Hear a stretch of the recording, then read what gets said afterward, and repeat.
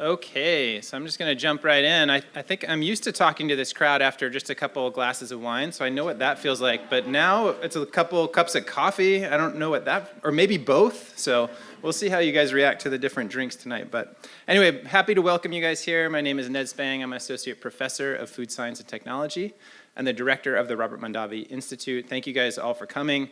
We're very excited tonight to celebrate coffee. We are so proud of our coffee center here on campus. The work that's been done here over the last few years has been tremendous, and so tonight we're just so delighted to highlight the great work that's been done. So tonight we are planning to explore the science, industry, trends, and consumer culture of coffee. Before we get started, I'd like to thank the UC Davis Coffee Center for providing the coffee for this evening's reception and tasting. And just a note that the event is being recorded. That's also going to come up later on when we're asking questions. Please wait for the mic, because then your question can actually go into the recording, as can the panel's response. Before we begin, we should take a moment to acknowledge the land on which we are gathered. For thousands of years, this land has been the home of the Patwin people. Today, there are 3 federally recognized Patwin tribes: Kachel-Dehi Band of Wintun Indians of the Calusa Indian Community, Quetzal-Dehi Wintun Nation, and Yocha-Dehi Wintun Nation. The Patwin people have remained committed to the stewardship of this land over many centuries. It has been cherished and protected, as elders have instructed the young through generations. We are honored and grateful to be here today on their traditional lands. Tonight, we are looking forward to being joined by Bill Garrity, University Librarian and Vice Provost for Digital Scholarship. Unfortunately, Bill is under the weather, so Audrey Russick, Curator of Food and Drink at the UC Davis Library, will be sharing remarks in his place. So I'm delighted to invite Audrey up to the podium.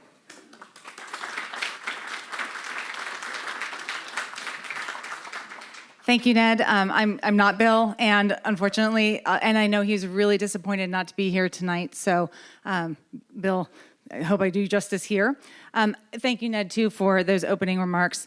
I do want to note that, Savor is a collaboration between the UC Davis Library and the Robert Mondavi Institute for Wine and Food Science. And the program is really designed to engage the community on topics where UC Davis is providing new insights through its research on food, wine, and other drink, including the tremendous work being done at the UC Davis Coffee Center.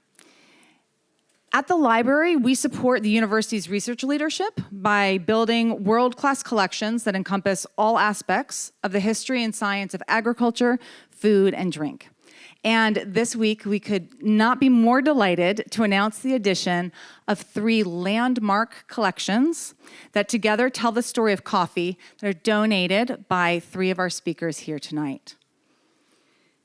Jerry Baldwin's papers and memorabilia provide a unique window into the early days of Starbucks and the specialty coffee movement in the United States. Russ Kramer's materials highlight the agricultural and international aspects of the industry, the growing focus on traceability and quality within the global coffee trade, and how several large corporations, from McDonald's to Dunkin' Donuts, built their coffee programs. He has also gifted a tremendous number of rare books and historical texts about coffee to the library, and I really encourage all of you for these collections to come and visit and explore these materials. And lastly, to the Library of the Specialty Coffee Association, a gift that was facilitated by the SCA's Chief Research Officer, Peter Giuliano, which includes thousands of documents that illuminate the rapid growth of the specialty coffee industry, its history, research, and technical standards. We are absolutely thrilled to have these materials together in one place so that the UC Davis students, scholars, and industry professionals from around the world can study and learn from them. But tonight, you don't have to read about the history and future of specialty coffee. Instead, we have these industry leaders in the room so you can hear from them directly and unfiltered. I will also make a note, unfortunately, our 4th panelist, Eliana Cosso, Vice President of Global Research and Development at Westrock Coffee Company, was caught in all of the travel upheaval that many people have experienced with flight cancellations, and so she was unable to join us here tonight from back east. She has generously, though, prepared some recorded remarks that we will share with you right after Peter speaks for a moment. And tonight, the panel will be moderated by Professor Bill Ristenpart.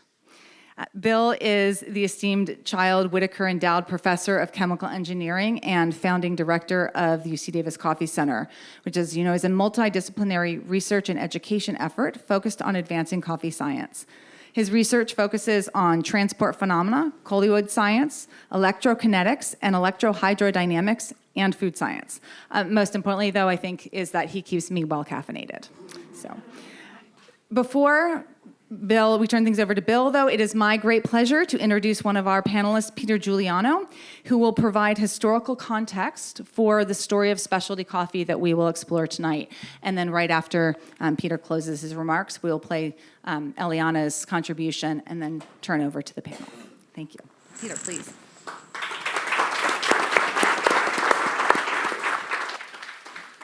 Good evening, everyone.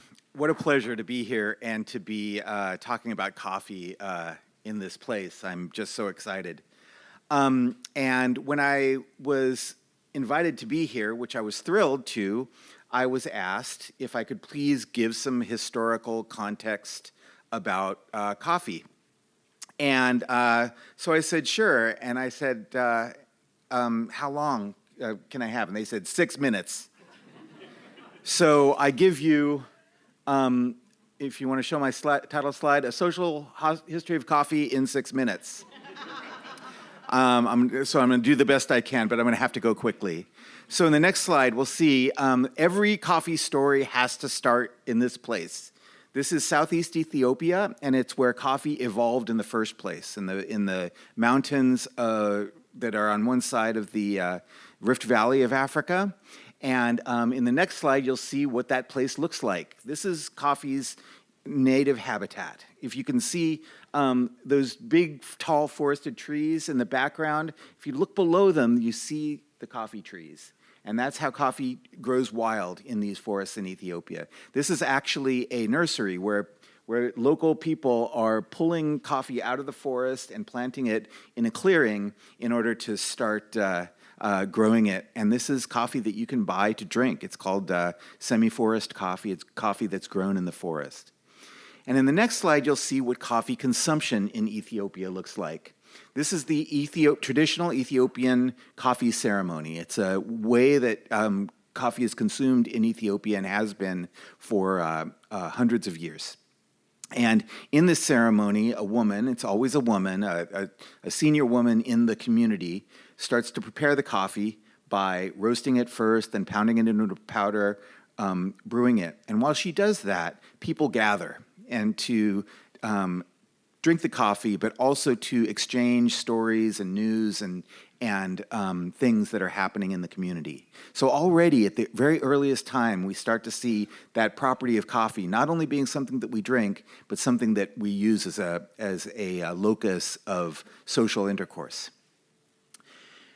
Then coffee moved from Ethiopia to its second home, across the Red Sea to the place that we now call Yemen. And that's where coffee really spread to the rest of the world. Coffee in Yemen looked like this, and still looks like this. Coffee is similar in the way it's prepared and consumed in Ethiopia, but you see it's gone from being a home ritual to a public ritual. This is where the tradition of the coffee house comes from, a place in the marketplace where coffee is brewed and people gather. It's a public place, a public consumption of coffee. And this is why coffee's consumption here is why we call the main species of coffee we drink Caffea arabica. This is the part of Arabia that we associate most with coffee's spread.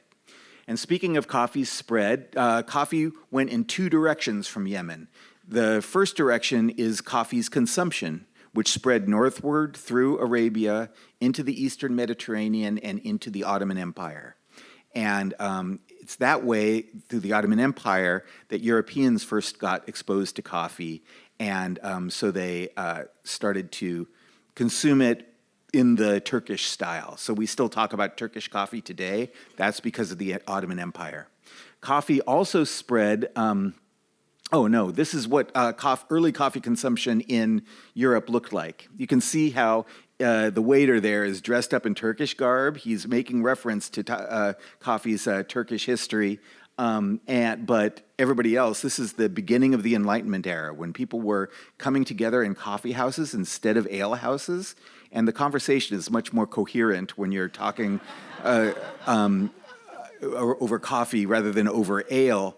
And so historians seriously speculate that this was a factor in the beginning of the Enlightenment, because people weren't so drunk all the time when they were having conversations. Can anybody guess what the name of this coffee house is? This is the original Blue Bottle Coffee House in Vienna, Austria. Okay, so the coffee also spread in a different way from Yemen, but this was coffee production. So coffee consumption spread northward, and westward coffee production, that is coffee farming, spread eastward. First through India and then down into what we now call Indonesia, especially the island of Java, which became the biggest coffee producer in the world. And so big that we still call coffee Java to this day. And this is how coffee came to the United States. Coffee came by European immigrants. European immigrants brought the tradition of coffee drinking with them, and coffee became an important factor in the Industrial Revolution and also westward expansion. We all have that image of cowboys drinking coffee on the open range. And one of the kinds of coffee that they were drinking was this coffee that they called mocha in Java. Mocha is the name of a port in Yemen, Al Mocha. It still exists. And Java is that island. So the words Mocha Java pay tribute to these first important producing places of coffee. And we still use that language even today. Coffee agriculture spread to the New World as well, especially in Latin America. So this is coffee production in Guatemala, but coffee expanded to lots of places in Central America and South America as well. And eventually Brazil became the biggest coffee producer in the world. Meanwhile, coffee became the quintessential American drink. I love this photograph because it shows coffee around the peak of per capita consumption in the United States. This was in 1937. Peak consumption happened a few years later in 1943. But this is what coffee looked like. Big cups of coffee that people would drink with meals all day long. My grandfather drank coffee like this. It was everybody drinking coffee all the time.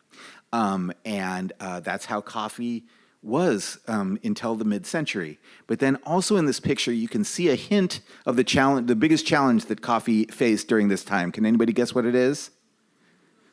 Coca-Cola. Coca-Cola had its designs on coffee, and we can see what the effect was in the next slide. Coffee consumption, as I said, peaked per capita in the 1940s, and then that blue line is soda consumption. And you can see how soda consumption went up and coffee consumption went down. That had two effects on coffee. Number one, it created a crisis for coffee producers and coffee growers, but they responded by trying to make coffee cheaper, and then quality went down. So it wound up being this terrible effect where not only were people drinking less coffee, but coffee quality was getting worse at the same time. And so the 60s were a really bleak time for coffee consumption in the United States. Thankfully, some heroes showed up, and they took the form of people like this. On the left is Alfred Peet. He was a Dutch immigrant, and he came to the United States and said, "What is this coffee that you guys are drinking?" And he created a coffee company to respond to that. And that is, of course, Peet's Coffee, which was established in the East Bay. To the right is maybe a new face to you, but she's a beloved figure to us in the coffee industry. Her name is Erna Knudsen, also an immigrant. She came from Norway, and she worked an entire career as a secretary in coffee companies, but then she started to notice that these small quality-oriented coffee companies were asking for coffee, so she started selling them from her desk, selling small amounts of coffee to small quality-oriented coffee roasters, and she called them her specialty coffee roasters.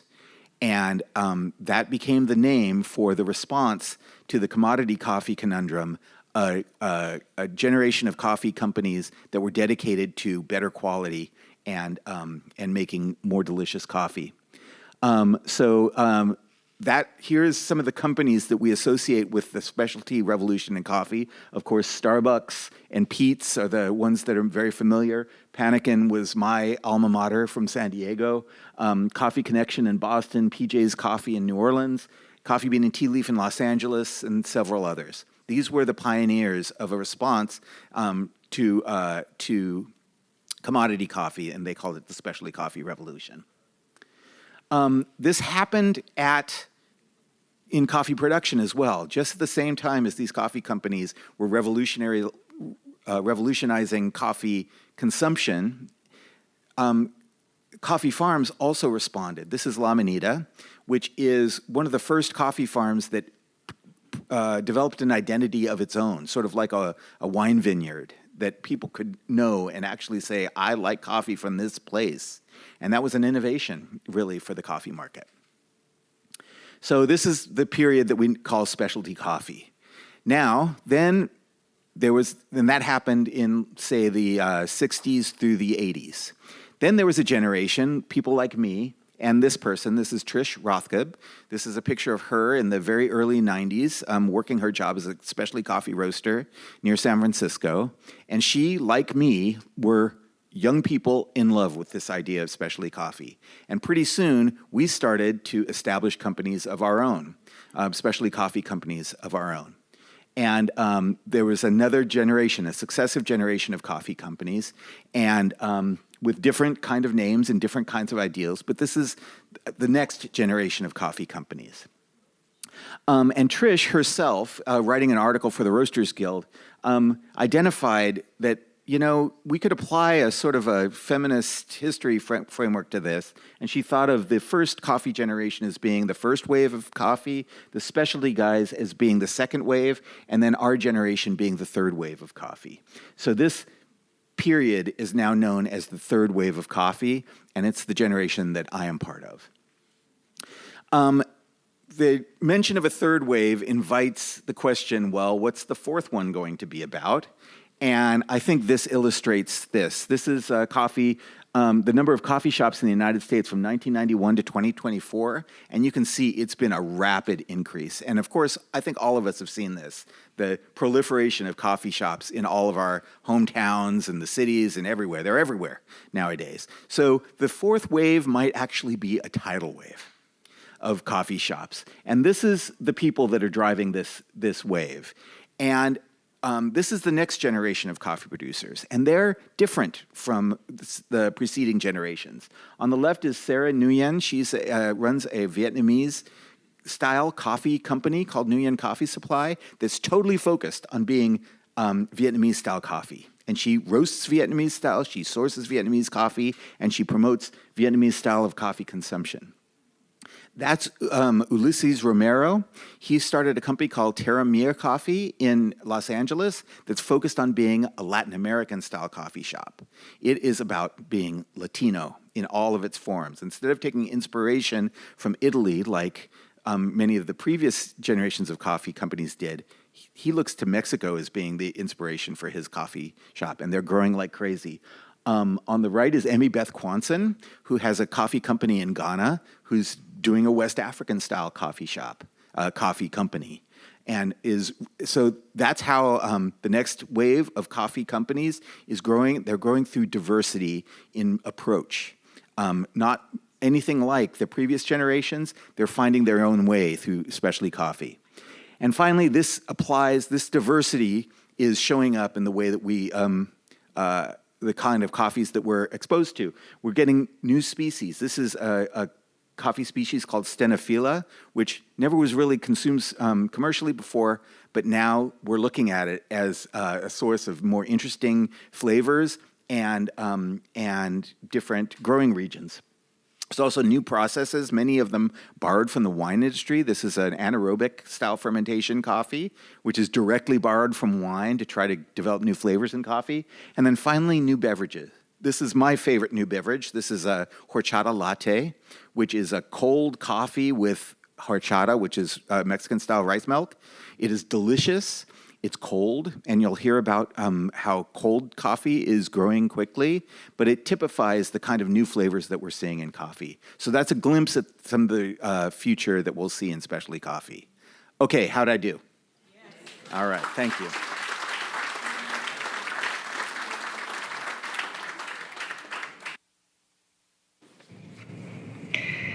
Good evening. My name is Eliana Cosso, and today I will be joining you via this recording, as unfortunately I have some travel issues due to the inclement weather in the East Coast where I come from.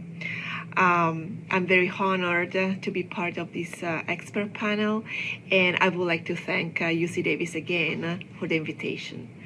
I'm the global Vice President of R&D for Westrock Coffee Company, which is primarily one of the largest B2B provider for coffee, tea, and ingredients that serves retail, restaurants, and hospitality globally. I've dedicated my entire career to coffee and R&D, and my expertise and passion are to bridge the coffee industry and science. Today, I have the honor to talk about the shift from hot to cold coffee.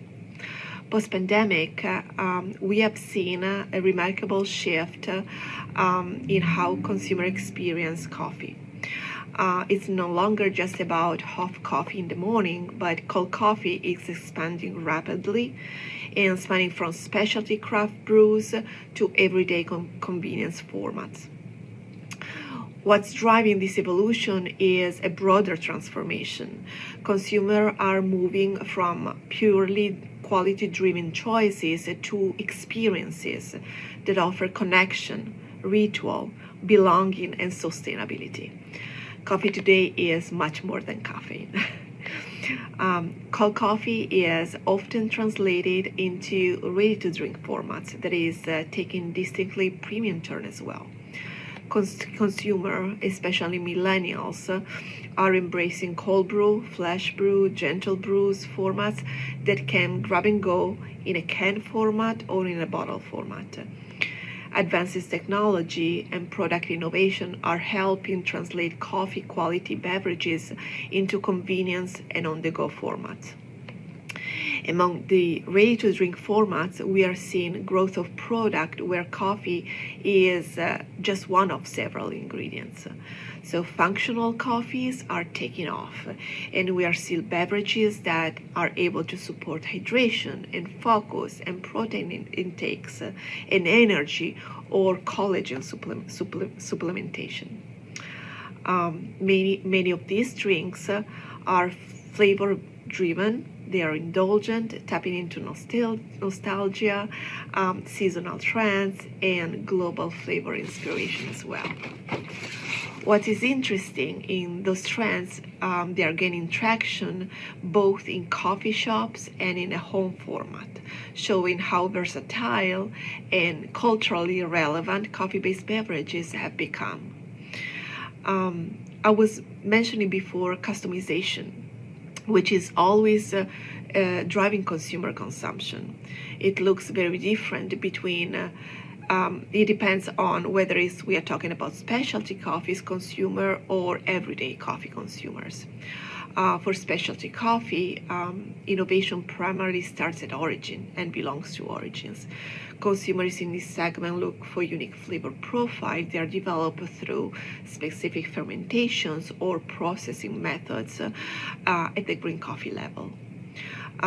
They care about story behind the product and sustainability, where sustainability plays a very central role in their decision making. For the everyday coffee consumer, for hot or cold coffee both, customization happens at the beverage level, whether it's at home or in a coffee shop. That includes functional add-ins, plant-based, dairy milks or foam, and unique flavor combinations that can be seasonal, global, regional, but mostly indulgent. I really appreciated the opportunity to share my perspective with you today on a topic that I found really, really fascinating. The way that coffee consumer preference are keeping strong values such as natural, healthy, and sustainability, while they are evolving in the formats, in the customization habits, and they're following the global trends. Thank you so much. Thank you, Eliana, for those remarks. It's now my tremendous honor and privilege to formally introduce our panel members, and so I'm going to do that right now. And so on my left is Jerry Baldwin. He's the co-founder and president of Starbucks Coffee from 1971, when he founded it, to 1987, and former principal owner, president, and chairman of Peet's Coffee. So that's right, both Starbucks and Peet's. And that was from 1984 to 2001. He's a recipient of the Lifetime Achievement Award from the Specialty Coffee Association of America. Jerry served as a director of the Specialty Coffee Association of America, and he was the founding chairman of its Technical Standards Committee. He was honored as Coffee Man of the Year for North America by Tea and Coffee Trade Journal, and he's an honorary member of the Kilimanjaro Specialty Coffee Growers Association. Jerry's also been a writer about coffee on The Atlantic. Many of you probably read the Atlantic magazine articles. He also serves as a member of the board of directors of TechnoServe, an NGO working to alleviate poverty in Africa, Latin America, and India. Jerry was also a founding director of Red Hook Ale Brewery, so also beer, okay, and a founding contributor of the American Institute of Wine and Food. From 2001 to 2021, Jerry farmed grapes and produced Zinfandel and Petit Syrah wines, okay, as J. Baldwin Wines in Glen Allen, California. So wow, you have all the beverages, man. Okay, okay, so that's Jerry. In the center, we have Russ Kramer. And so Russ is president of La Minita Coffee, that was mentioned there. He's also president of the Green Trading Division of Distant Lands Trading Company. La Minita has been growing and milling coffee in Costa Rica since 1968. As a part of his work with La Minita, Russ works directly with green coffee producers in Ethiopia, Tanzania, Sumatra, Costa Rica, Guatemala, Peru, Colombia, and Brazil. Hopefully I didn't forget any there. And he establishes joint venture projects directly with coffee farmers and millers. Russ has been part of the specialty coffee industry since 1983, first working at Green Mountain Coffee Roasters in Waterbury, Vermont. He then joined the Coffee Connection, which was also mentioned, in Boston, Massachusetts, where he was responsible for research and development and instrumental in the commercialization of Frappuccino. So Frappuccino is not a Starbucks thing, it's a Russ thing. He also served on the SCA's Environmental Committee and the Coffee Advisory Board of Dunkin' Donuts. And so finally, we already heard from Peter, but just to formally introduce him and give the whole CV, Peter Giuliano is the Chief Research Officer of the Specialty Coffee Association and Executive Director of the Coffee Science Foundation. He's an expert in the art and science of coffee broadly, as we saw. He was also co-owner at Counterculture Coffee. And so for those who don't know, Counterculture played a huge role in the development of specialty coffee, where he served as director of coffee at Counterculture from 2000 to 2012, and he helped pioneer direct trade coffee, where you buy directly from farmers. Peter's work in coffee began as a barista in San Diego in 1988. He's cultivated experience through a storied career in coffee, including numerous and varied roles as, roaster, buyer, cupper, researcher, and educator, okay? Among others. So Peter is a founding member of the Roasters Guild Executive Council, which he chaired in 2004. At the SCA, he served as training committee chair from 2005 to 2007. He's been a volunteer for the Coffee Corps and is co-author of the SCA's new Coffee Sensory and Cupping Handbook, which just came out last year, right? And that's a big deal in specialty coffee. So why don't we give a hand to all our people for coming here? Yeah. All right. Give a hand now. Okay, so and now we're going to start asking some questions, right? And so, and we were joking around before this, a stereotypical or cliched question that coffee people get is invariably, what's the best type of coffee? Okay.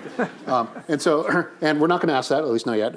But I think because the answer is the best type of coffee is what's best for you, right? And that raises kind of a profound question, which is the issue of customization and differentiation in coffee. And so my first kind of very general question is let's talk about customization and differentiation in coffee, right? And so what does that mean to you? What are the opportunities? And so let's start with Jerry first. Well, I was going to say we should probably start with Peter, the customization. For me, I customize my coffee with hot water. And that's the extent of it. No cream, no sugar, no almond milk, no horchata, no ice cubes. Kind of boring. But the thing that I like most about it is, well, we'll come back to that later, but put enough coffee in it so that Jane will enjoy it. She likes it strong. So do I. That's Jane Baldwin. She's in the audience. Yeah. Okay. Russ. Well, that's where coffee is somewhat unique as something that you consume at home, because most things, you buy them, you open the package, and you consume them. Coffee is completely different. When you're at the supermarket, you're deciding first who to buy it from, what coffee that they offer are you going to take. Do you need it whole bean? Do you need it ground? Do you need a dark roast? Do you need a light roast? Do you want it flavored? You're making decisions all along the purchasing, and then you get it home, and then the decision is how much water to use. Do I grind it myself? Do I want to put cream in it, sugar, additives? It's uniquely customizable for the person at home, and I think that's part of why people love it so much, because it's not coffee, it's their coffee, and that makes it very unique, I think. I think that's so wise. We've spent the day together today telling coffee war stories, and one thing I was reminded of is that all three of us have our roots in coffee stores selling coffee to people. I was a barista. You guys both worked in coffee stores. And one thing you learn when you're selling coffee to people is how different people are about their coffee. Everybody likes it their own way. And now I do consumer research, and I really see that. We've done lots of outreach and talking to people, and people are motivated by different things in coffee. They're animated by different things in coffee. They love different things in coffee. But yet, we have this mythology that somewhere there's like this best coffee somewhere. But that's absurd. If we all agreed on flavor, then we wouldn't need menus in restaurants because we'd all be ordering the same thing. Everybody has these extremely diverse tastes in food, and coffee is no different. The challenge for people like us is to decode that and figure out what is it that you love about coffee, and how can we make that experience good for you in your kitchen when you're making your coffee at home. The coffee that, and that's what keeps me coming back, is how I can help create those experiences. Well, and what's funny about it is everyone has a different way of doing it, but everyone will say the same thing. My way is the best way. Yeah, my way is the only way. That's like true. I drink Sanka. That's it. That's right? true. Don't take away. Yeah. It's amazing. We'll talk about that later. Yeah.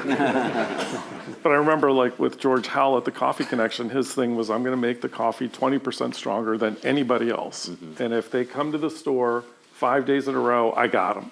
Because they'll never switch back, because it won't taste right. Yeah. It'll taste weak to them. And that was his key to the business. And I think it was a very insightful way to look at it, right? I'm going to change your behavior, right? Yeah. So you just said something about going to the store, right? And Peter showed this graph about the number of coffee houses just expanding dramatically over time. Yet, still, even with that dramatic proliferation, about 70% of coffee is still consumed at home, right? And so, what are the opportunities for people like the audience here to learn about where their coffee is coming from and how they can apply that at home, right? And so, let's go. I'll go in reverse order this time. So, what about you, Peter? One thing I think that people should do is talk to their local coffee person, whether it might be a barista or somebody that's fired up about coffee, somebody that works in a coffee retail environment. We coffee people love to be asked about coffee and love to talk about it.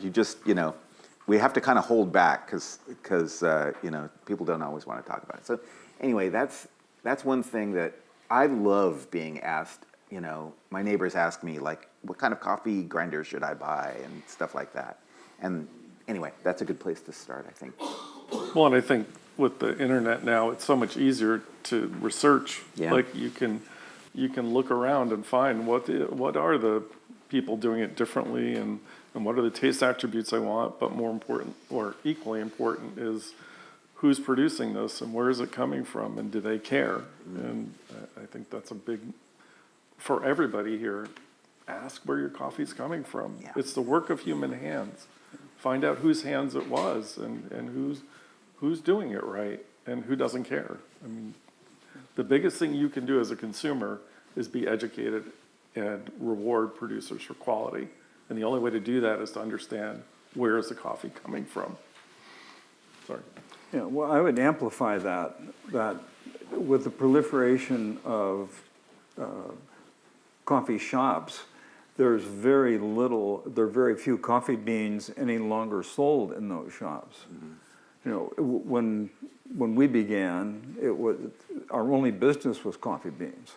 We actually didn't sell drinks at Starbucks until, I don't know, much later.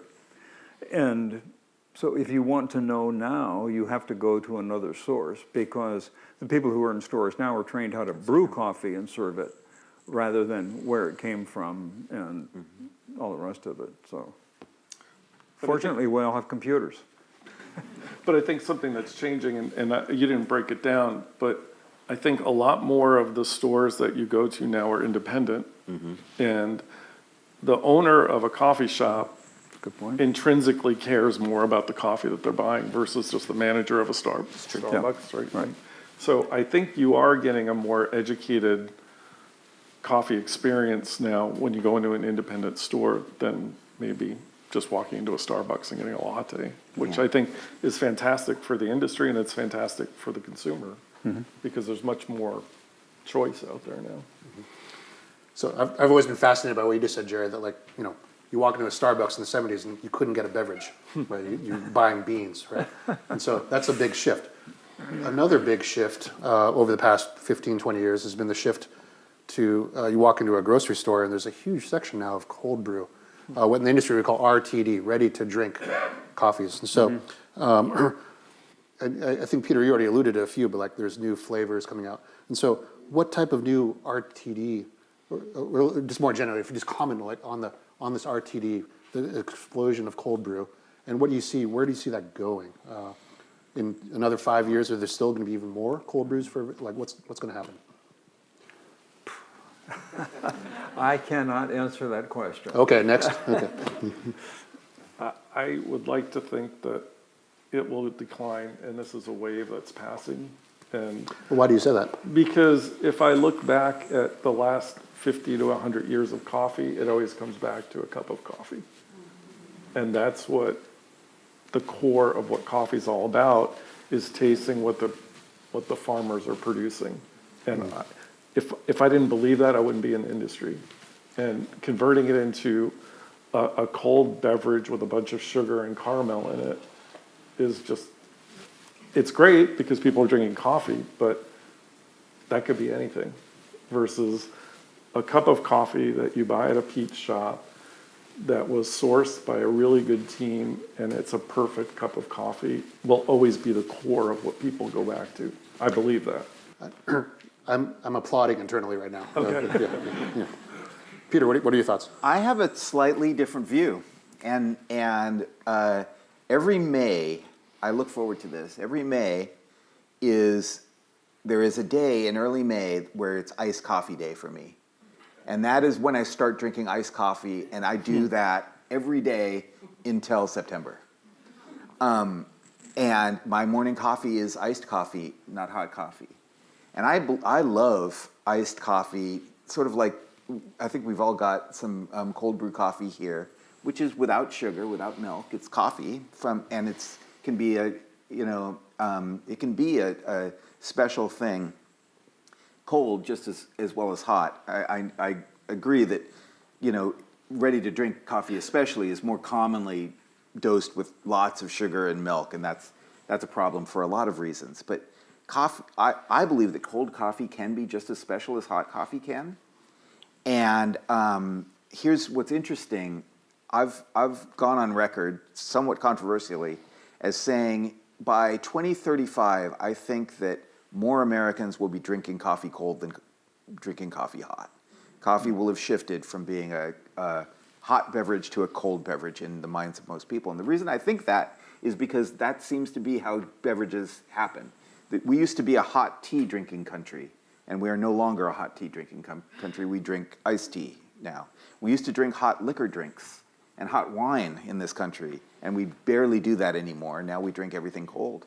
Coffee is going in that direction. I think the challenge for people like us is to how to preserve that sense of specialness that you just talked about, except in a cold beverage rather than a hot one, because it's clear, I see the consumer trends as being quite clear that people are interested in coffee as a cold beverage.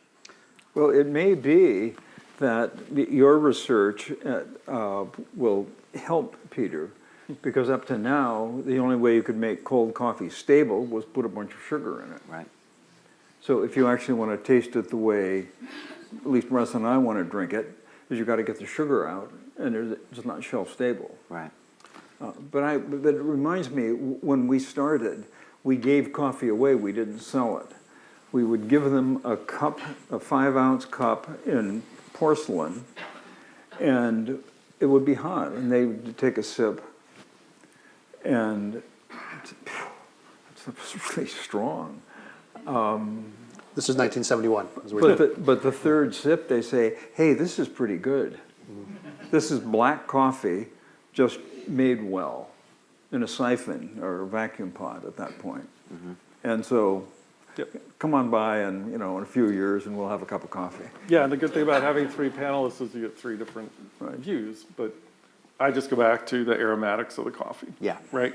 Remember the Folgers commercial when they're sleeping in bed and they smell the coffee? You don't get that in cold, and you never will. And I think that is a part, the aromatics of coffee is a big part of the theater, and I just... Come to my house I in May. have a solid dollar. pretty good. I got $1 on this bet. 2035, you're going to be handing me $1. To that, though, my hot coffee. another point is that are coffee stores in the coffee business, or are they in the milk business? Right, that's true. There are many more milk choices than coffee choices. Yep. This is what we're brewing. Oh, I want it with whatever, almond milk, oat milk. That's a great point. Yep. But it's still 70% at home. So Yeah. Thank you. That's my favorite hang in there, Jerry. statistic. We're gonna keep that hot coffee going. So, Russ, you said something that I want to come back to. You said, over the past 50, 100 years, the cycle of history says it always comes back to hot coffee. And that reminded me, I've been doing research on something called the Coffee Brewing Institute, something in the mid-century that helped they helped promulgate the idea of a coffee break. But one of the things they pushed really hard for was cold brew coffee. And arguably they failed until, about 40, 60 years later. Right? And so, what makes you think is going to come back to hot coffee? Well, it hasn't you have a left- diametrically opposed view to It Peter, so I hasn't want to left go to the hot spot. coffee yet. Right, that's true. We're still a hot coffee consuming country, and so So I know on I'm Starbucks. disagreeing with the premise of your question. Now we get it. Okay. I think on Starbucks' last earnings call, they said that about Yep. 70% of their beverages sold in North America were cold. And that's including things like frappuccinos and rainbow unicorn lattes and weird Instagram things. Yep. And so I don't disagree with the premise that there's Yeah. waves and stuff, but But I just go back to 70% that drink at home is not cold. It's probably 90% hot. And yeah, when you're going out and you're grabbing something to drink in your car and it's 90 degrees in Southern California, I agree. But if you're in northern Minnesota today, you want a hot cup of Java for sure. Yeah. So since we already alluded to both things tonight, UC Davis has both the Coffee Center, where we've been doing research on cold brew and things like that. But we also have arguably the world's best collection of coffee literature, thanks in part to Audrey's efforts and your guys' donations. And so here's a very specific question. What role do you think that both current science and our world-class historical collections together can play, what role will they play in the future of our understanding of coffee? Well, you, the professor, know as well as anyone that no one reads anymore. Where are my students? Are they in the background? There we go. Yeah. Students, read. That's hard to answer because that kind of research, I think it's much more likely that we'll follow Russ's advice and use our computers. So the extent to which actually Audra is successful in digitizing some of these new things so people can research what happened, where it was grown, how it was processed, and with luck avoid the mistakes that have been made along the way. So we progress, in fact. How's that for an optimistic view? Pretty good. Okay, Russ? Well, for the last 50 years, the specialty coffee industry is like grown in silos. You had Peet's on the West Coast, you had Coffee Connection on the East Coast, you had Starbucks, and many, many other regional coffee people who were all doing their own research, who all totally believed that they had the answer to every coffee question that's known to mankind, but they were all different. And they all learned different things. And I think that generation of coffee people is older. And what the UC Davis Library can do is take all of this work that was done in the last 50 years and consolidate it. And it's not to say that all the data is right, but all the data is there. And so if someone wants to know, well, you introduced me as being from Green Mountain Coffee Roasters. How many people here know that that's Keurig, right? It's like calling JFK Airport Idlewild, right? It's a totally, we're gonna lose that history, and we're gonna lose it quickly. And we have a rare opportunity right now to find all these people who are the revolutionaries of the specialty coffee industry and say to them, hey, let's share what you learned and let's get it all in one place so that everybody can look at it at the same time. And because it's digitized, I can be in Vermont and look at anything that's out there. And even our students will look at it on their phones. Yeah, okay. But there's so much that's been learned that's going to get lost if we don't do this. And this is the best resource for coffee information in the world today, and we're only 10% of the way from where it should be in the next 10 years. That's my belief. I'm applauding internally again. So Okay. Go ahead, Peter. I'm sitting here as we're talking about coffee and information. I'm reminded of one of my favorite historical anecdotes about coffee. And it's a coffee house that used to exist in London called Lloyd's Coffee House. And it was in London, coffee shop called Lloyd's Coffee Shop, and people would come there and drink coffee. And then they added a feature to the coffee shop called the subscription room. And in those days, there were newspapers everywhere, but nobody could subscribe to all the newspapers, but the coffee shop could. So they had subscriptions to all the local newspapers, and you could come in, as long as you were drinking coffee, you could read the newspapers for free. And so the Lloyd's subscription room became famous. Then they started putting shipping notices on the walls because people could get information. Lloyd's Coffee House became a source of information that people would read. And eventually, Lloyd's Coffee Shop turned into Lloyd's of London, the insurer, because they had become this central point for information. The point that I'm making is that there's something about coffee that makes us want to think and learn and pay attention to things. And we've talked about how rewarding it is when you know something about where your coffee came from or who made it. And we get that information by reading a coffee bag or doing some research on the internet. And, you know, I've found it so rewarding to encounter coffee books, you know. Like, I was so fired up. We visited the library today and saw the coffee collection as well as the culinary collection. And I just want to sit there and read about coffee. And, you know, I think we're a bunch of coffee drinkers in this room, so we probably will agree on this. But there's something really rewarding with connecting this thing that we're drinking to the place that it came from or the person who roasted it and the history of the beverage. And we get that through libraries and reading. And I like to think that we're not going to completely lose that to the internet. I still think that there's something valuable about reading something tangible with your cup of coffee in the morning. At least it is in my house. Hot cup of coffee. Yeah. Piping hot cup of coffee.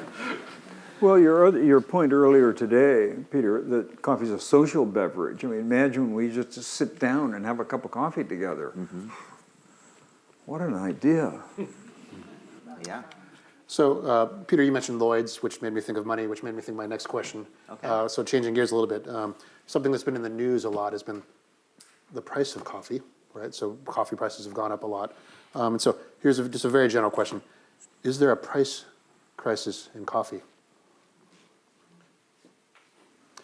That's a binary question, so you can say yes or no. we Russ can fill should in. answer Yeah. Yeah, Russ, you're probably the best one to answer There's a it. price crisis in coffee.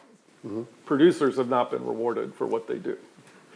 The adjusted for inflation, what the farmer's getting today is not much more than they got in 1980. And they have inflation too. American consumers keep saying, I shouldn't say that. It's this perception that we're paying super high prices for coffee. We're barely paying 100% more than you were selling the coffee for in 1980. Yeah. But how much has your house gone up? How much has everything else gone up? Right. The crisis isn't that coffee prices are too high. And I'm a producer, so of course I'm going to look at it this way. The prices are too low.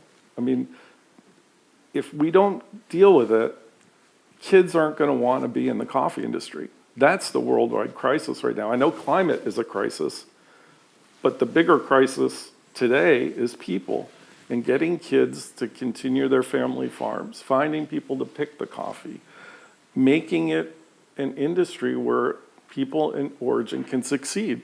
Because for most of the communities that grow coffee, I'm sorry, I'm on a soapbox, coffee is the only means of cash. It's not like they can grow something else. It's coffee. So if we can't make that an affordable way to live their lives, they're going to move, and then there's not going to be any coffee. And so it's a vicious cycle. So, price crisis, I look at it differently than maybe you meant the question, but that's how I look at it. I kept it open-ended on purpose. Yeah, okay. So, I mean, Well, it's sticker shock, let's call it that. Yeah. It's gone up quickly, and consumers do respond to that. It's unfortunately the case that when we're shopping, we always look at price. Back before scanners, you had to remember, what the price was on the can or whatever it was you were buying.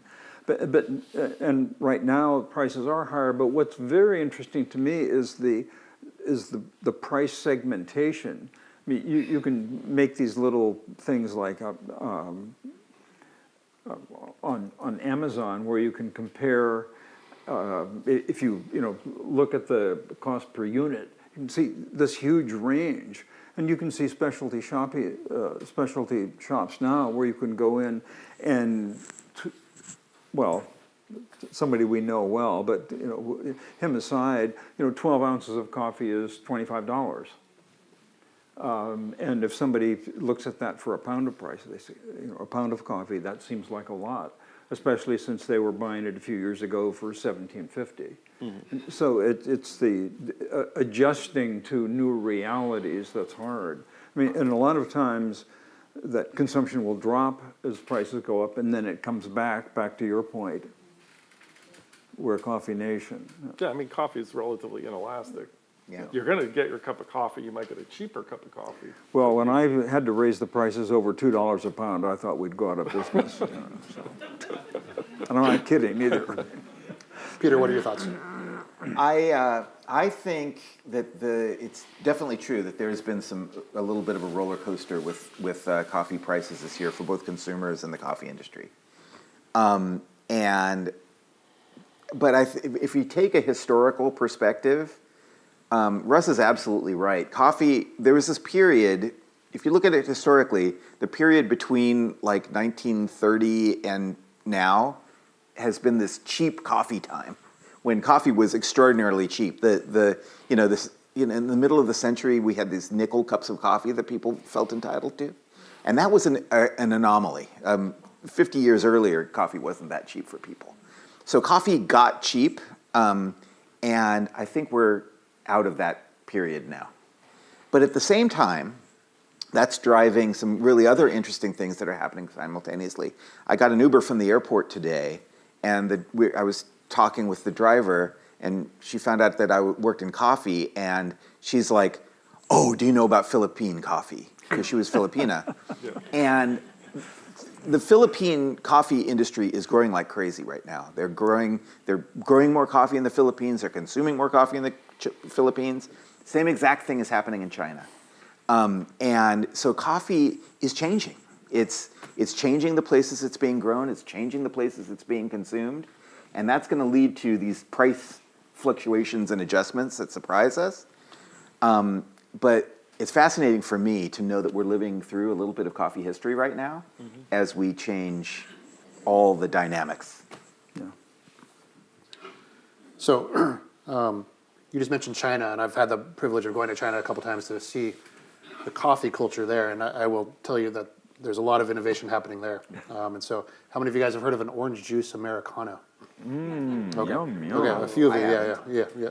Oh, it's new to me. It's interesting. Yeah. And so, but so lots of innovation happening there. But like, I just want to throw out this question: based on everything you have seen in your coffee careers, what do you imagine coffee will be like 30 years from now? Really far window. What's it going to be like?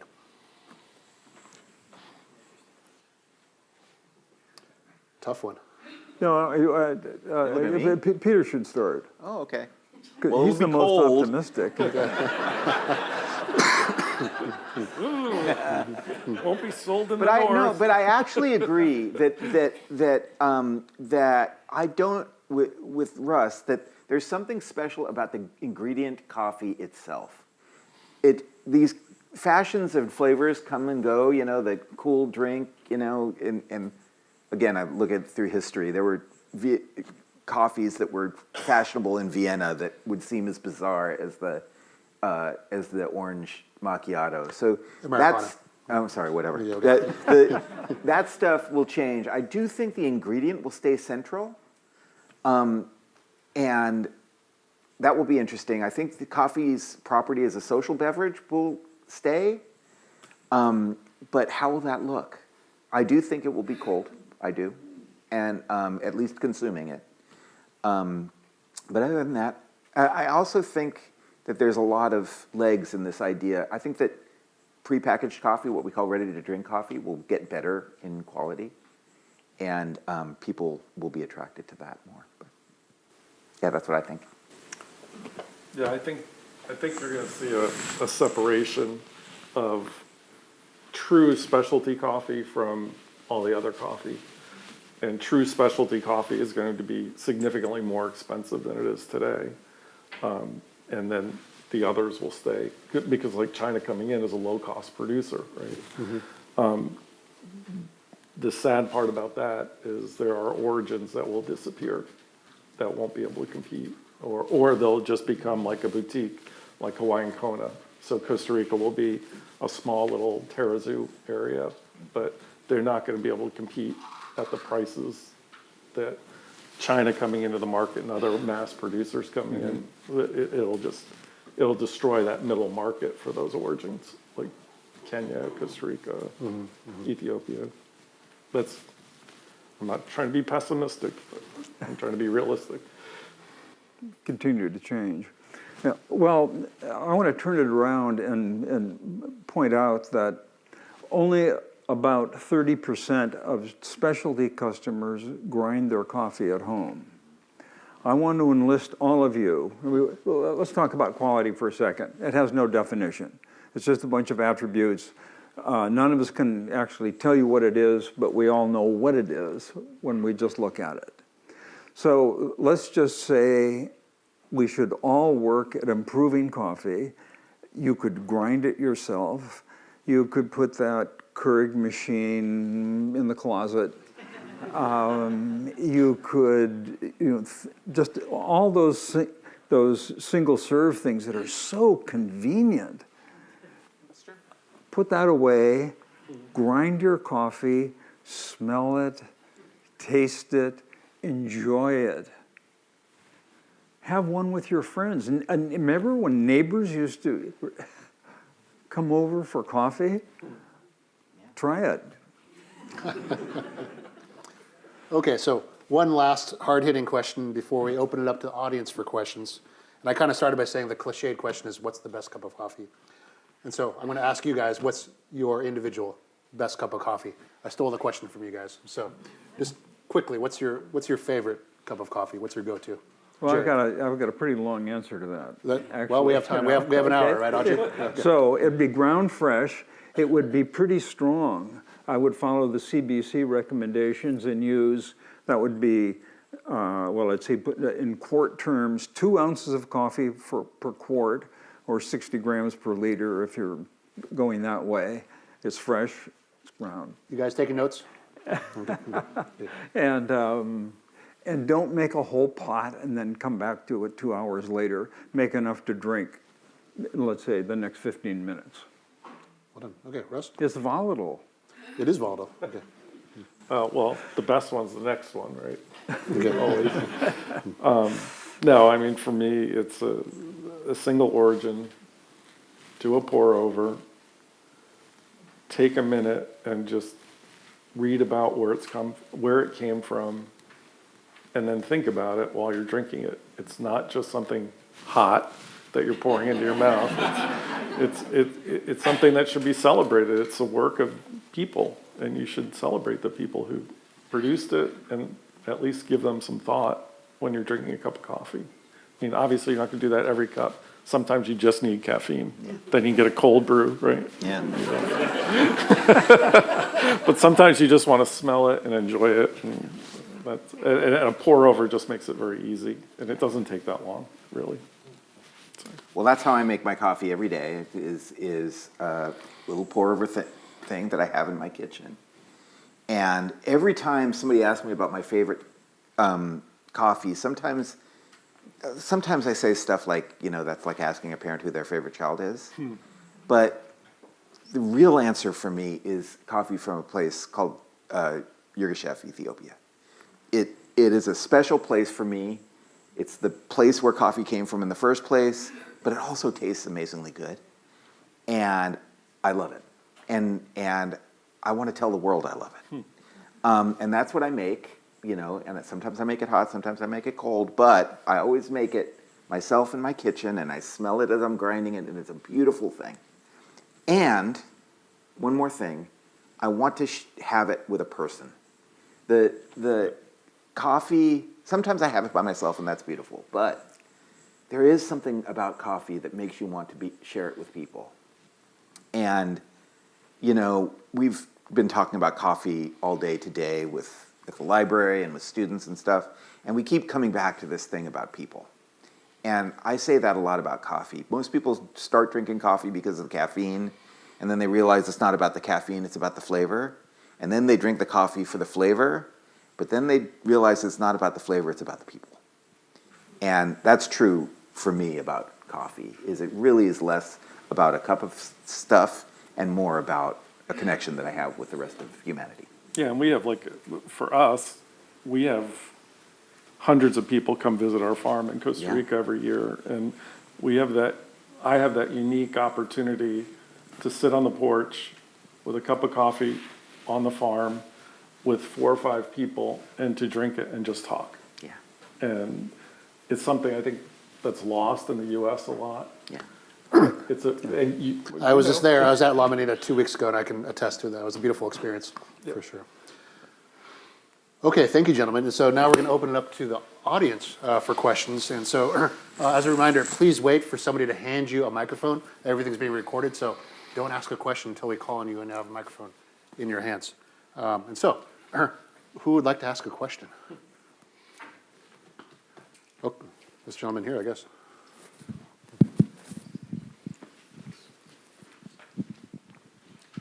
Okay, I'm from New Orleans, and we have coffee with chicory down there, Cafe Olay, and we keep ordering it. We order, a dozen cases at a time dozen, things at a time to keep going with it. Are there any other regions that do that? Well, New Orleans is unique, and to my point, that's the best coffee in the world, right? Coffee with chicory with milk, that's your opinion. and that's great. I'm trying to think in the U.S. if there's anywhere regional that does something like chicory. Not in the United States that I'm aware of. That's, I mean, if it weren't for Cafe Du Monde, Yeah. I'm sure the chicory would be. Well, actually, Community Coffee Right. used to pack chicory coffee. Yeah. So throughout the Southeast, but I can't think of any other. But if you look back to the beginning of specialty coffee, like in the 70s and the 80s, there was a distinct difference between the West Coast and the East Coast. The West Coast was definitely drinking darker roasted coffee, and the East Coast was definitely drinking lighter roasted coffee. So stylistically, they were different, but it wasn't like the additive like New Orleans. So I happen to know a lot about chicory because I've been There diving we into the go. history of it. And so the chicory, use of roasted chicory, which is endive root, dates back to the Napoleonic times. So Napoleon ordered his scientists to figure out how to make sugar and coffee because during the Napoleonic Wars, they couldn't get past the British ships that were blockading them. And so they figured out how to use beets to make sugar. They failed to figure out how to make coffee. The closest they got was chicory. But they imported this idea of chicory as a substitute through all the French colonies. So you still find it to this day in India, to answer your question, and in parts of Vietnam and things like that. And in New Orleans, because it was a French colony. So, okay, mini history lesson over. You were very fast. Go ahead. Thank you. Is there a role or a commercial role for the cascara? Is there a... What a fantastic question. Oh my gosh. The cascara, the cherry. Ned and I were just talking about this earlier, and okay, so cascara is one word for the husk of the fruit part of the coffee that you normally take off and oftentimes becomes agricultural waste. Some people use it for cattle feed, some people use it for compost. It traditionally has been thought of as waste. But actually, historically, in Ethiopia, it was consumed as a beverage along with the roasted seeds. In fact, probably before the roasted seeds were consumed. And there they call it hashara in Ethiopia. In Latin America, it's called cascara, and you can dry it and drink it as a pleasant beverage. It hasn't quite caught on. Starbucks had a cascara syrup for a while that they were selling, and baristas occasionally make drinks out of it. And we haven't quite found the perfect application of that yet, but it's an intriguing ingredient for sure. I have a couple million pounds if you need it. We use it as a mulch back onto the farm. It does have a high nitrogen content, so it is a good mulch to bring back, but it's a bit of a waste to do that. It's a fascinating question. The UC Davis Coffee Center is doing research on it right now. We were at Costa Rica and also in Nicaragua last week, testing the hypothesis that if you don't dry the fruit, then it tastes a lot better. So we take it right from the depulper. The coffee cherries and the seeds are separated. The seeds become coffee beans. The fruit becomes this cascara that's typically dried. If you don't dry it, it doesn't oxidize. We boil it, extract all the caffeine, all the sugars, all the acids, all the yummy stuff that humans want. And then we add a bit more sugar and a bit of lemon juice. It tastes amazing. It's fantastic. And so right now, we left behind, there's some, my second favorite beverage doesn't have caffeine, it has ethanol. And so we have some experiments where it's fermenting and it's bubbling away right now. And so we're making cascara wine right now. And so great question. Next, this gentleman right here. I got to thank you guys for three guys that are in an industry, and shoulder to shoulder, you each have a unique profile about your opinions, and you've really made this fun and interesting. I'm a grocer in my 48th year with a specialty company in Sacramento, and I think you know my boss, Daryl Cordy. Okay. When I started, you guys, one thing you didn't mention, and this is a historical point, I remember in the 60s and 70s driving into San Francisco, what was the most prevalent billboard? A Hills Brothers coffee can. Totally. I think the can will always be around in one facet or another, because how do you make large quantities of coffee for groups? The can will always be around. The other thing when I started in 1978 we sold Jamaican Blue Mountain freeze-dried coffee and Hawaiian Royal Kona Gold freeze-dried coffee. It almost all went away except for Sanka. Before the pandemic, a good customer of mine that is into these kinds of things, if you guys have heard of this, there was a guy doing single origin high-tech freeze drying. Have you heard of that guy? There's a number of those now. Do you think there's a future for that? Absolutely, yeah. I mean, the reason that freeze-dried coffee, like Folgers, doesn't taste good is they over-extract it and then they freeze-dry it. But if you brew the coffee properly and freeze-dry it, you do get a reasonably good facsimile of a cup of coffee. So, And one final comment. yeah. I'll date myself. Human beings and coffee beans were what? Meant to be the best of friends? You guys remember that. Say hi to Daryl. Okay. More questions? Oh, here we go.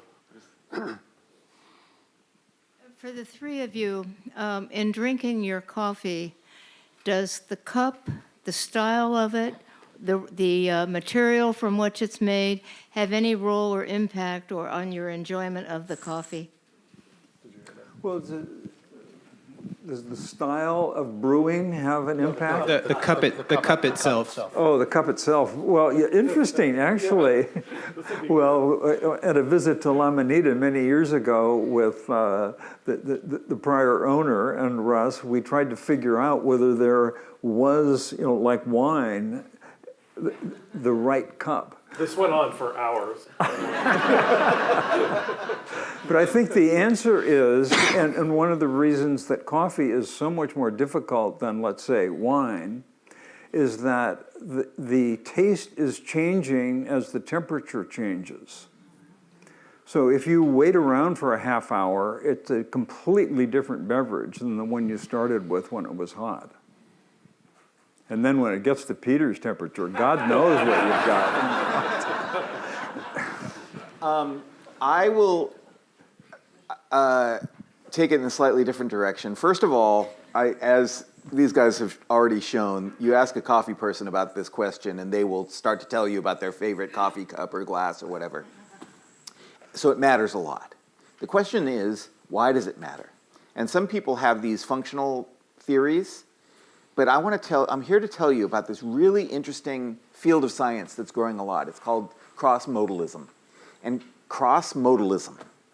And this is neuroscientists who are studying how when you have your hand on something and it has a certain texture, and then you drink something, the thing that you taste is affected by the feeling in your fingers. Does that make sense? Meaning, when you're hearing a noise, it affects the way things smell to you. So the things that you hear are affecting the way that you taste. The things that you smell are affecting the things that you see, et cetera, et cetera. All our senses are connected with one another. It's not just mechanistic. It's an entire experience. And so the cup, the color of the cup, the weight of the cup, the feeling of it in your hands is part of the experience itself. And it really does change the way you're going to perceive that coffee. I'll say one other thing. I've noticed in my years of making coffee for people, if you start having people talk about their favorite cup of coffee, they make one of two gestures. One gesture is they go like this. That's their mug of coffee, and that's powerful, and that wakes them up. But another group of people, and this is the people I like better, they go like this. They talk about their coffee, and their shoulders kind of go up. And that shape of the coffee cup that they can kind of caress and indulge in the morning and smell, and that's love, you know. And that has something to do with the shape of the cup. So anyway, that's what I think. I want to add one more thing. A permanent cup, the coffee tastes a lot better than a takeout cup. Yeah, that's true. Thank you. There's one already there. Thank you. I have a question going back to the point that was discussed earlier with regard to where you think the future of the industry is going and the future of coffee consumption is going. I have boy-girl twins that are 21 years old and at college, and they have different groups of friends. You know, the boy has a group of friends, the girl has a group of friends. And anecdotally, I feel that they're not coffee drinkers. Young, early 20-somethings don't appear to me to be coffee drinkers. They appear to be beverage drinkers. Mm-hmm. You know, they to me are the group that will go to a Starbucks or a Peet's or a coffee shop and get something with milk and flavors and 1,000,001 varieties with peppermint and all kinds of other things. I don't see any of them drinking coffee. Do you see that as a challenge? And is there a generational issue at play here, where the people that are thinking about this are of an age that drank coffee, whereas the consumers for the next 20 years maybe don't? So I'll take a stab at that. I have a 19-year-old son, and I'm the founding director of a coffee center, and every day he drinks energy drinks. So Celsius is his go-to, and so I bought him a coffee pot for Christmas last year, and he started to ramp down his Celsius consumption. The coffee's going up slightly. But yeah, no, absolutely, I agree. Like, the energy drinks have really captured, like, the current, you know, I'm not sure what the generation is called, the 18 to 20-year-old, that demographic. That's what they drink. And so the coffee industry has, you know, some work there to cut off. Peter, you're an expert on consumer trends. What are your thoughts? Well, first I'll share a personal anecdote that may give you some hope. My 11-year-old son has decided he's going to be a barista, and he makes me coffee every Saturday morning. He apparently has invented, both. He apparently has invented putting a sweetened condensed milk. That's his signature move, to put some sweetened condensed milk in there. I hear what you're saying. I think it's really, researching consumer trends has taught me is to be really cautious about overgeneralizing about generations, because they're really diverse. And people change a lot over the course of their lives. But I know what you're talking about, because it's true. This energy drink thing is real, and it's a problem for coffee. But there's other trends that are maybe more optimistic about coffee. One is the boba trend, you know. It's milky and it's sweet, but it's based around tea and increasingly about coffee. There are lots of Asian-driven coffee trends and Latin American coffee trends. Here's another surprise. Demographically in the United States, Hispanic consumers are the most likely to drink coffee and the most likely are the fastest growing specialty coffee consumer group. So a lot of the energy for coffee is coming from these different interpretations of specialty coffee that I was talking about before. So I'm hopeful. I do think that we've got our work cut out for us as an industry to continuously innovate and find ways for people to relate to coffee. But I also take a lot of comfort in the fact that this is an ingredient that's been around for about 1,000 years, and people still are really passionate about it. And so I have to believe that people will continue to discover it as a beverage. Sometimes as an ingredient in a beverage, but there's something special about the flavor and the. Yeah, my anecdotal thing is my kids are between 25 and 19, so probably in that same category. My observation is as soon as they had to pay for their coffee drinks, they transitioned into making it home really quickly. So it's amazing. They're all making their own. They're having the same drink, but they're making it at home. So we'll see. I think we have time for maybe 2 more questions. So do we have somebody young in the back there? Here we go. Hello. I just wanted to say thank you, first of all, for the chat. Really getting a lot of perspectives on coffee. I am one of those Gen Z milk and sugar and coffee drinkers, because I've always just my parents always drank black coffee and it always gave me a headache. So slowly transitioning into drinking more coffee in college, and now a little bit more, but still very much the milk coffee kind of person. That was kind of where my question was going, because I've heard a lot of criticism today about like ready to drink, like those kinds of things that are maybe more like beverage than what you might consider traditional like black hot coffee.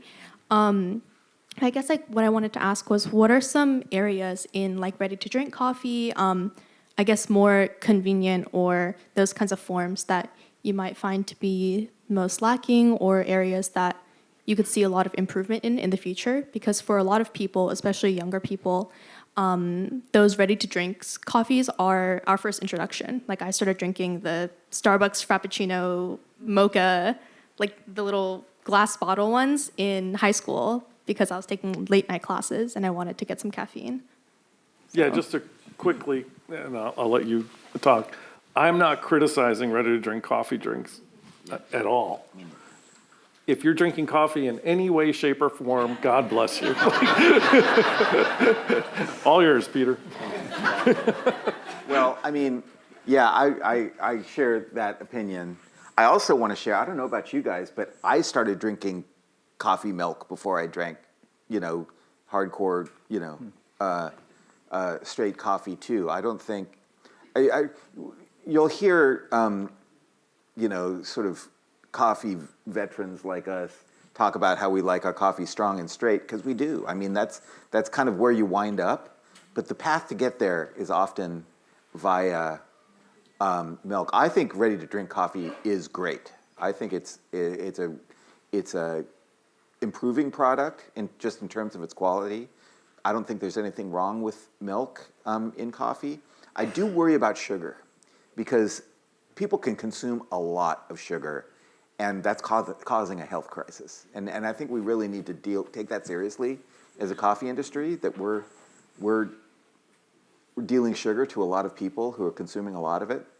And I think that's our challenge, is to develop beverages that may not be straight coffee, but have other ingredients in them that bring that sense of satisfaction without, 20 grams of sugar or whatever. We're supposed to be dealing caffeine, not sugar. Yeah. Right. I will say that through high school and college and grad school, I always drank coffee and milk together, not with sugar. But I didn't really get into black coffee until I discovered at a specialty coffee house in Canada that coffee can have crazy origin flavors like citrus and things like that. So experiment with different types of black coffee. You might discover some interesting flavors. Do we have time for one more question? One more question. I'm not sure who raised their hands first. Oh, way there in the back. I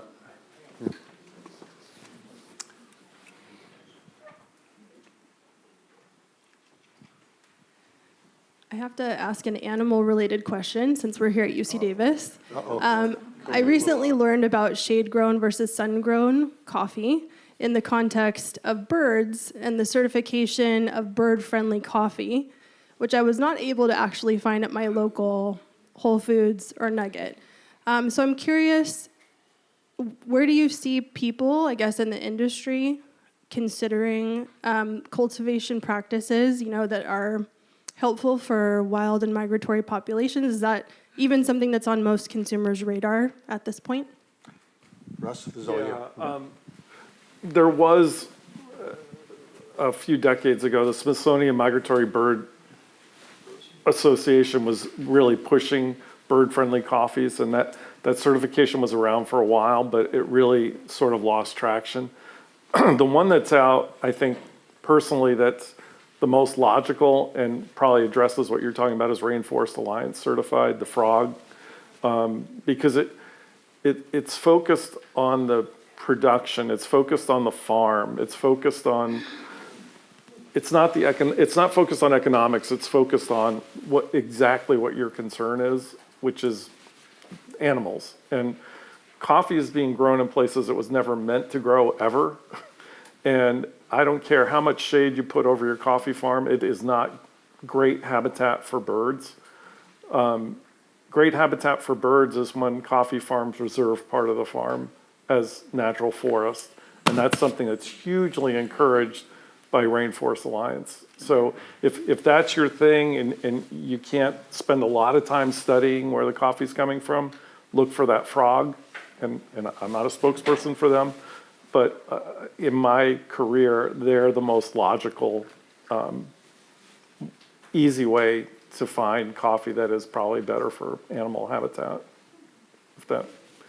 helps. Okay. Any- Well, who's going to know more about that than him? Yeah, that's right. Okay. So on that note, I think we're winding up the session. Before we thank the panelists here, I just would also like to point out that our student volunteers at the UC Davis Coffee Center made our little samples of green, roasted, and over-roasted coffee beans for your olfactory pleasure. And they also made the cold brew, which is it's Aggie blend. For those of you who don't know, the students at the Coffee Center roast coffee beans. You can go to the UC Davis bookstore and buy some Aggie blend. That helps support student research. So with that little bit of product placement and advertisement, why don't we thank our panelists here for this?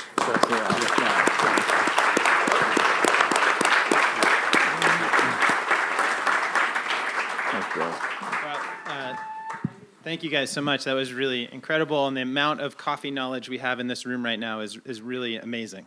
And I just want to reflect a bit. That question about the favorite cup to drink the coffee out of, I thought, what's my favorite cup I drink out of? And I'm a huge dog person, and my kids, of course, teenage kids, got me a big mug that says Cat Dad. And so I guess my favorite cup of coffee comes with a little bit of irony. It tastes a little bit better. Anyway, that was a great question. I love that question. So I just want to thank this group. I mean, honestly, I think we've all learned a lot about coffee. We had a bit of a history lesson, a bit of a geography lesson, sociocultural discussion, also thinking about economics and the science of brewing a perfect cup. We wouldn't have gotten that without our amazing panelists. Really appreciate you guys traveling to be here and having this discussion tonight. As Bill mentioned, the coffee is for sale. It's really incredible. It's just like our wine. If you buy UC Davis wine, it goes straight to the viticulture enology students. If you buy our coffee, it goes straight to the coffee students. So I really suggest you pick up a bag of coffee whenever you are able. It's also really, really good coffee. A few other things I do want to highlight. I just want to thank this group and Audrey. I mean, you guys have put together this incredible resource now at UC Davis. I mean, we are the leader here on coffee because of this group right here. Bill, thank you so much for you bringing everyone together with the Coffee Center. It's amazing to highlight what you guys are all working on. There is a specific exhibit right now, actually, in the library called the Brewed Awakening. It's in the lobby of the, great name, in the lobby of the Shields Library here, and I suggest you guys all visit it if you're able. I also want to thank our generous friends of the Robert Mondavi Institute for supporting this type of programming. We couldn't deliver this level of incredible expertise to you without that support, so thank you all for that. And finally, I just want to thank you all for coming out tonight. I know there's lots of things to do, lots of items on your calendar, so spending time with us means a lot to us, so thank you all very much. I appreciate it.